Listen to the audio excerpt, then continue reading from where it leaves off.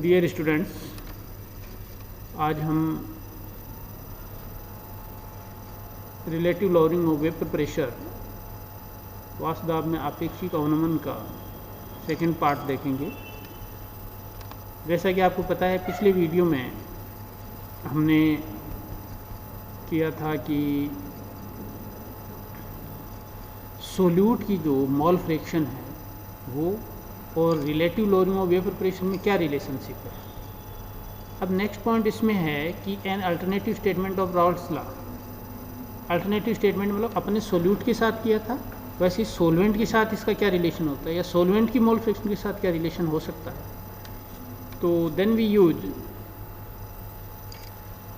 First equation P minus PS divided by P is equal to small n divided by small n plus n.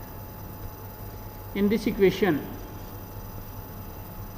first of all we subtract 1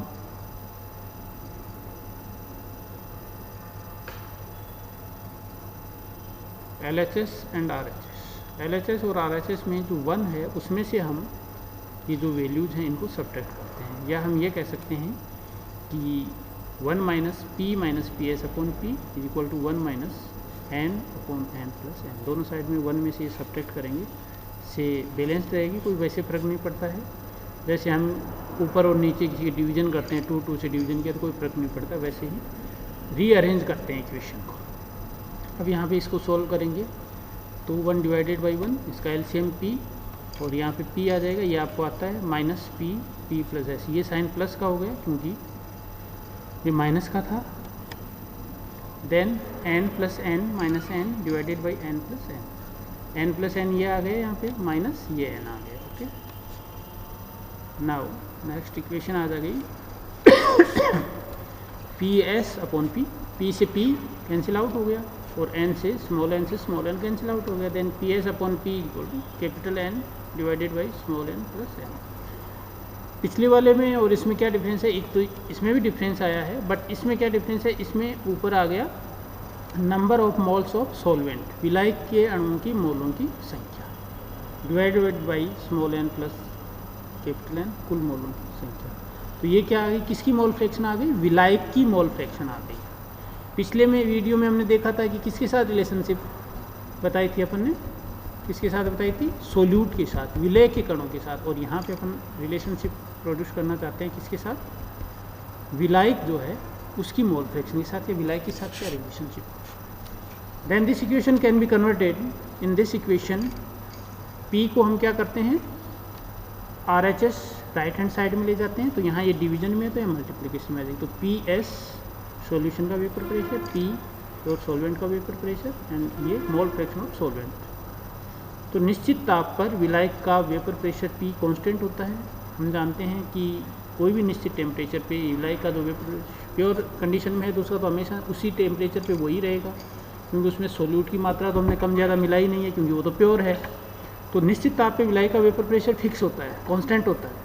then we can write PS directly proportional to mole fraction of solvent. Mole fraction का जो solvent का जो mole fraction है, विलायक का जो मोल बिन है, उसके विलयन का जो वेपर प्रेशर होता है वो डायरेक्टली प्रोपोर्शनल होता है या समानुपाती होता है। P को हम एज ए कांस्टेंट लेते हैं तो या समानुपाती स्थिरांक, समानुपाती साइन लगा देते हैं। ओके, अब किसी विलयन का वाष्प दाब उसमें उपस्थित विलायक के मोल, अर्थात इस इक्वेशन के अकॉर्डिंग क्या है, किसी विलयन का, ये क्या है, विलयन का वेपर प्रेशर, वो उसमें उस विलयन में उपस्थित विलायक के मोल बिन के समानुपाती होता है। या हम यूँ कह सकते हैं कि विलयन का वाष्प दाब उसमें उपस्थित विलायक के मोल तथा विलयन में उपस्थित कुल मोलों के अनुपात के समानुपाती होता है। बात वही है, विलायक के मोल तथा विलयन में उपस्थित कुल मोलों का जो अनुपात होता है उसको अपन विलायक की मोल भिन्न कहते हैं। इट मीन्स विलयन का जो वेपर प्रेशर होता है वो विलायक की मोल भिन्न के समानुपाती होता है। ओके, अब नेक्स्ट पॉइंट इसमें क्या है, determination of molecular weight from vapour pressure lowering.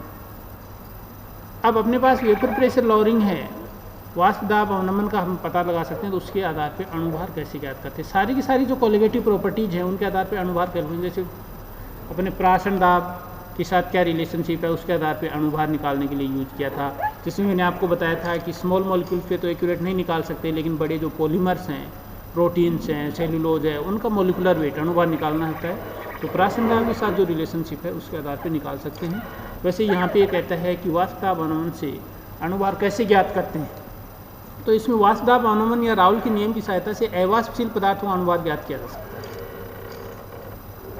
वाष्प दाब अनुमान या राउल के नियम की सहायता से, वाष्प दाब अनुमान जो राउल का नियम दिया की सहायता से अवाष्पशील पदार्थों का अणुभार ज्ञात किया। अवाष्पशील पदार्थों का मतलब सोल्यूट, अपन यहाँ पे अवाष्पशील पदार्थ सोल्यूट लेते हैं, तो सोल्यूट का अणुभार ज्ञात किया जाता है। यदि किसी एक्सपेरिमेंट में सोल्यूट एंड सोलवेंट, विलय और विलायक का भार, विलय के लिए मैंने आपको कहा था कम अक्षर आते हैं, 3 आते हैं, तो इसके लिए हम छोटे वर्ड यूज़ करते हैं, स्मॉल, इंग्लिश के जो वर्ड हैं, सॉरी अल्फ़ाबेट्स हैं वो यूज़ करते हैं। जैसे स्मॉल w विलय के लिए यूज़ करेंगे और कैपिटल W विलायक के लिए।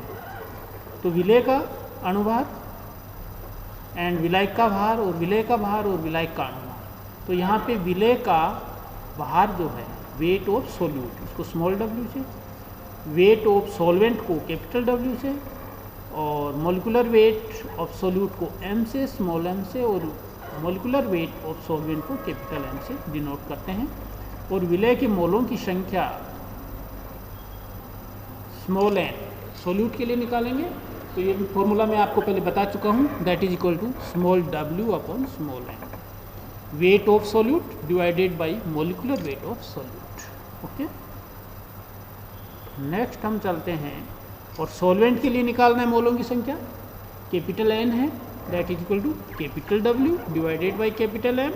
कैपिटल W किसको डिनोट करता है, विलायक का भार, और कैपिटल M विलायक का अणुभार, और कैपिटल N विलायक की मोलों की संख्या। Now we put these values in equation 33, जो पिछले वीडियो में आपने जो main equation vapour pressure lowering की जो निकाली थी, relative lowering of vapour pressure, अपेक्षित वाष्प दाब अनुमान की जो इक्वेशन निकाली थी जिसमें सोल्यूट के साथ रिलेशनशिप था, उसमें हम वैल्यू पुट करेंगे। उसमें हम वैल्यू पुट करेंगे तो अपने पास क्या आएगा, स्मॉल n की जगह w upon small n, capital N की जगह capital W upon capital N। इसको अपन रीअरेंज करेंगे तो स्मॉल w ऊपर रह जाएगा और कैपिटल M ऊपर चला जाएगा, small m and capital W नीचे रहेंगे। Then p minus P S divided by p equal to small w capital M divided by capital W small m। ये क्या है वो चीज़ें मैं आपको बता चुका पहले से, किसको रिप्रेजेंट करते हैं। इस प्रकार वाष्प दाब में आपेक्षिक अवनमन, relative lowering of vapour pressure, this term is called p minus P S divided by p is equal to called relative lowering of vapour pressure द्वारा विलय का अणुभार ज्ञात किया जाता है। Relative lowering of vapour pressure अपन निकाल सकते हैं, तो सोल्यूट जो है उसका मोलिकुलर वेट स्मॉल m निकालना है, वो सारी चीज़ें अपने को पता है तो अपन आराम से निकाल सकते हैं। लेकिन इस विधि का अणुभार निर्धारित करने में p माइनस पी एस सही माप पर परिणामों की यथा करनी रहती है। p माइनस पी एस की एक्यूरेट वैल्यू यदि अपन निकाल पाते हैं तो एक्यूरेट मान हम कैलकुलेट कर सकते हैं, अदरवाइज नहीं कर सकते। Now relation between relative lowering of vapour pressure and osmotic pressure. अब हम पहली कोलिगेटिव प्रॉपर्टीज जो थी, अणुसंख्यक गुणधर्म था, वो हमने दिया था अणुभार प्राशन दाब, और दूसरा हमने स्टडी किया है क्या, वाष्प दाब में अवनमन। अब ये कहता है कि वाष्प दाब अवनमन और प्राशन दाब दोनों ही अणुसंख्यक गुणधर्म हैं, इनके अंदर आपस में क्या रिलेशनशिप होती है। वाष्प दाब अवनमन तथा प्राशन दाब अणुसंख्यक गुण हैं, ये एक दूसरे से रिलेटेड हैं। विलयन का वाष्प दाब शुद्ध विलायक के वाष्प दाब से कम होता है, जैसा कि मैं आपको बता चुका हूँ। यदि सॉल्वेंट में सोल्यूट मिलाते हैं तो वाष्प दाब में कमी आती है, और ये जो कमी होती है ये विलयन की सांद्रता के समानुपाती होती है। विलयन की जितनी ज़्यादा सांद्रता होगी, सोल्यूट की मात्रा जितनी ज़्यादा होगी, तो उसके वाष्प दाब में उतनी ज़्यादा कमी आएगी, क्योंकि सोल्यूट होता है वो अवाष्पशील लेते हैं। उसी प्रकार किसी विलयन का प्राशन दाब भी सांद्रता पर डिपेंड करता है। अतः सबसे पहले वॉन टॉप ने इन दोनों गुणों के मध्य एक क्वांटिटेटिव रिलेशनशिप, मात्रात्मक संबंध जिससे हम किसी चीज़ की एक्यूरेट वैल्यू कैलकुलेट कर सकते हैं, जिसकी उत्पत्ति निम्न सरल प्रयोग द्वारा की जा सकती है। अब यहाँ पे एक छोटा सा एक्सपेरिमेंट किया। मान लीजिए एक उल्टी थिसेल की में अवाष्पशील विलय, ये तो अपने को फिक्स ही है कि अवाष्पशील विलय लेना है, नॉन वॉलेटाइल सॉल्यूट लेना है, का जलीय विलयन हो रहा है। सेल की रखी उल्टी, उसमें क्या है, उसके नीचे क्या है, अवाष्पशील विलय का जलीय विलयन, जिसका मुंह है अर्धपारगम्य झिल्ली MM द्वारा बना हुआ। डायग्राम में देखिए, ठीक है। ये जो है यहाँ सेमी परमेबल मेम्ब्रेन MM लगी है, यहाँ ये सॉल्वेंट है और इसके अंदर जो थिसेल की है, इसके अंदर अपने क्या है, ये जस्ट लाइक कैपिलरी के काम करती है और यहाँ पे हमने सॉल्यूशन लिया जिसमें अवाष्पशील विलय बना हुआ है, ठीक है। और ऊपर को इसको ढक देते हैं इस थिसेल की कोई बीकर में, जिसमें शुद्ध विलायक जल में रख देते हैं। अब इस सारे को एक बेल जार से ढककर एक पंप द्वारा अंदर में ले जाते हैं, इसको ढक देते हैं और पंप से वैक्यूम प्रोड्यूस कर देते हैं ताकि बाहर की एयर नहीं रहे। तो वेपर प्रेशर कैसे कैलकुलेट करेंगे, तो इसमें वैक्यूम प्रोड्यूस कर देते हैं। कुछ समय बाद वैक्यूम प्रेशर क्रिएट करने के बाद निर्वात करने का मतलब वहाँ से एयर को भी हमने हटा दिया। कुछ समय बाद विलयन तथा विलायक में प्रासरण प्रारंभ होता है, ऑस्मोसिस होगा। ऑस्मोसिस क्या था, सेमी परमेबल मेम्ब्रेन होती है, एक साइड मान लो अपन यहाँ पे प्योर सॉल्वेंट ले रहे हैं, शुद्ध विलायक, और एक साथ है क्या, विलायक। तो एक साइड तो विलायक ही विलायक है, तो विलायक के अणु सेमी परमेबल मेम्ब्रेन से किस में जाएंगे, सॉल्यूशन में जाएंगे। ओके, तो वो जो मेम्ब्रेन है उस पर जो दाब उत्पन्न होगा वो प्राशन दाब। कुछ समय बाद विलयन तथा विलायक में प्राशन प्रारंभ होता है, जिससे कीप की नली में विलयन का तल ऊपर की ओर चढ़ जाता है। अपने नली जो थी कीप की, उसमें क्या लिया, सॉल्यूशन, और नीचे जो है बीकर में क्या लिया, सॉल्वेंट। तो सॉल्वेंट सेमी परमेबल मेम्ब्रेन से सॉल्यूशन में जाएगा, अर्धपारगम्य झिल्ली से विलयन में जाएगा। तो जिससे कीप की नली में विलयन का तल ऊपर की ओर चढ़ जाता है। माना कि नली में विलयन H ऊंचाई तक ऊपर चढ़कर स्थिर हो जाता है, H हाइट तक ऊपर चढ़ता है, जो कि साम्य अवस्था, इक्विलिब्रियम। एक इक्विलिब्रियम स्टेबलिश होने के बाद और आगे नहीं जाएगा। इस इक्विलिब्रियम पर विलयन का प्राशन दाब पाई द्रव्य के शतंब द्वारा डाले जाने वाले द्रव्य के स्थैतिक दाब के बराबर होता है। इस इक्विलिब्रियम पे विलयन का जो प्राशन दाब पाई है वो इस लिक्विड का जो शतंब है, मतलब इस थिसेल कीप की जो नली है, इसमें जो द्रव्य है उसके द्वारा डाले जाने वाले द्रव्य के स्थैतिक दाब हाइड्रोस्टैटिक प्रेशर के बराबर होता है। प्राशन दाब द्रव्य के शतंब द्वारा डाले जाने वाले द्रव्य के स्थैतिक दाब या हाइड्रोस्टैटिक प्रेशर के बराबर होता है। वो भी तो दाब डालेगा उस पर, and it means pi is equal to HdG। H जिस हाइट तक द्रव्य चढ़ा है वो, और D विलयन की डेंसिटी, सॉल्यूशन की डेंसिटी, एंड G गुरुत्वीय त्वरण, ग्रेविटेशनल एक्सेलरेशन। माना कि विलायक की सतह के ऊपर वाष्प दाब P है, माना कि सॉल्वेंट की जो सरफेस है उस पर वेपर प्रेशर P है, और विलयन की सतह के ऊपर PS है, सॉल्यूशन है तो उसके ऊपर PS है। अब इन दोनों वाष्प दाब का अंतर P माइनस PS जो अपने को यूज लेना होता है, वाष्प की शतंब की ऊंचाई H द्वारा डाले जाने वाले दाब के बराबर होना चाहिए। इन दोनों में जो अंतर आ रहा है वो अंतर शतंब की ऊंचाई H द्वारा डाले जाने वाला जो दाब है उसके बराबर होना चाहिए, और डाले जाने वाला जो दाब है वो होगा H रो G। तो P minus PS is equal to H rho G। ये क्या है, वाष्प बना वेपर प्रेशर। इसको निम्न प्रकार ज्ञात किया जा सकता है। माना कि विलायक का अनुभार M, दाब P तथा ताप T केल्विन पर 1 मोल वाष्प का आयतन V है।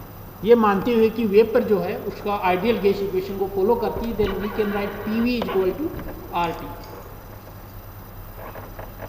ये इक्वेशन जो आप रिनाउंड इक्वेशन है, देन P को अपन राइट हैंड साइड में ले जाएंगे तो P यहाँ मल्टीप्लिकेशन में तो यहाँ डिवीजन में आ जाएगा, भाग में आ जाएगा, बट्टा में। V is equal to RT upon P। अतः विलायक का वाष्प घनत्व है जो is equal to M upon V। घनत्व डेंसिटी क्या होती है, द्रव्यमान बटा आयतन, तो m अपॉन v लिख दिया अपने, विलायक का लिख रहे हैं तो सारे कैपिटल यूज करने हैं। Then we can write v क्या है, v equal to R T upon P, तो यहाँ v डिवीजन में नीचे है तो आर टी नीचे आ जाएगा और p ऊपर चला जाएगा, तो ऊपर आ गया pm, नीचे आ गया आर टी। देन वाष्प घनत्व है vapour pressure is equal to, sorry vapour density equal to pm upon R T. आ गया यहाँ तक। अब हम क्या करेंगे, हमने दो इक्वेशन ऊपर लिखी थी, एक इक्वेशन हमने प्राशन दाब के साथ रिलेशन स्टेब्लिश किया था। Then we can write P minus P S divided by pi that is equal to, तो P माइनस पी एस का रिलेशन अपन ने सोलवेंट के साथ निकाला था, जिसमें सोलवेंट की जो वेपर डेंसिटी थी उसको अपन ने रो लिया था, तो S rho G divided by H D G, ये पाई के साथ रिलेशन में pi equal to H D G था। Then P minus P S upon pi equal to rho upon D, H and G cancel out हो जाएंगे ऊपर और नीचे। तो इक्वेशन 42 में इक्वेशन 40 से P रो का मान रखने पर P minus P S pi equal to, rho का क्या मान था अपने पास था P M upon R T, then नीचे डी है इसमें R T. Now we can rearrange this equation कि P जो है वो इधर ले आए, इधर P ले आए, P minus P H divided by P relative lowering of vapour pressure, जो रिलेशन अपने को स्टैब्लिश करना था पाई के साथ। देन पाई को राइट हैंड साइड में ले जाएंगे तो मल्टीप्लिकेशन में आ जाएगा, तो m upon R T D pi. Equation 43 explain the relationship between osmotic pressure and relative lowering of vapour pressure. तो ये आपेक्षिक वाष्प दाब अवनमन और प्राशन दाब में संबंध स्थापित करती है। डाइल्यूट सॉल्यूशन के लिए विलयन के घनत्व d को विलायक का घनत्व मान सकते हैं। डाइल्यूट सॉल्यूशन यदि है उसके लिए विलयन का जो घनत्व है, डेंसिटी है, उसको विलायक का मान सकते हैं, क्योंकि उसमें सोल्यूट की मात्रा बहुत कम होती है और सॉल्वेंट का जो डेंसिटी है वो फिक्स होगा। समान ताप पर दिए गए विलायक के लिए आर एम डी कॉन्स्टेंट हो जाएंगे। Then we can write P minus P H divided by P relative lowering of vapour pressure directly proportional to osmotic pressure, प्राशन दाब के समानुपाती। वाष्प दाब का आपेक्षिक वलन विलयन के प्राशन दाब के समानुपाती होता है, दोनों में कोलिगेटिव प्रॉपर्टी है। स्थिर ताप T पर विलायक का वाष्प दाब P भी स्थिर होता है, आपको पता है स्थिर होता है। Then we can write P minus P S is equal to P को राइट हैंड साइड में ले आए ऊपर वाली इक्वेशन में, क्योंकि ये भी इसको हम कांस्टेंट मान रहे हैं approximately. Then P minus P S is equal to K pi, ये नया कांस्टेंट ले आए, P R T upon D के लिए K कांस्टेंट ले आए, P minus P S directly proportional pi, किसी विलयन का वाष्प दाब और नॉन प्राशन दाब किस मान का, relative lowering of vapour pressure directly proportional to pi and lowering of vapour pressure also directly proportional to pi. समान ताप पर जिन विलयनों के वाष्प दाब समान होते हैं, समान ताप पर जिन विलयनों के वाष्प दाब वेपर प्रेशर समान होते हैं, ये कई बार एग्जाम्स में आता है, तो उन्हें हम क्या कहते हैं, समदाबी विलयन या आइसोपाइस्टिक सॉल्यूशंस कहते हैं। ISOPIESTIC, PIE वर्ड जहाँ आता है वहाँ दाब के लिए आता है, हमेशा आप कहीं भी कोई भी टर्म देखो उसमें PIES वर्ड जो आता है तो दाब के लिए आता है। समदाबी विलयन होगा, समप्रासी विलयन समदाबी भी होते हैं, इसलिए में हमने समप्रासी विलयन पे थे जिन दो का ऑस्मोटिक प्रेशर सेम हो। यहाँ पे हम समदाबी की बात कर रहे हैं, तो समप्रासी विलयन समदाबी भी होते हैं, दोनों कंडीशन में राइट हो जाते हैं। नेक्स्ट हम अगले वीडियो में करेंगे। ओके।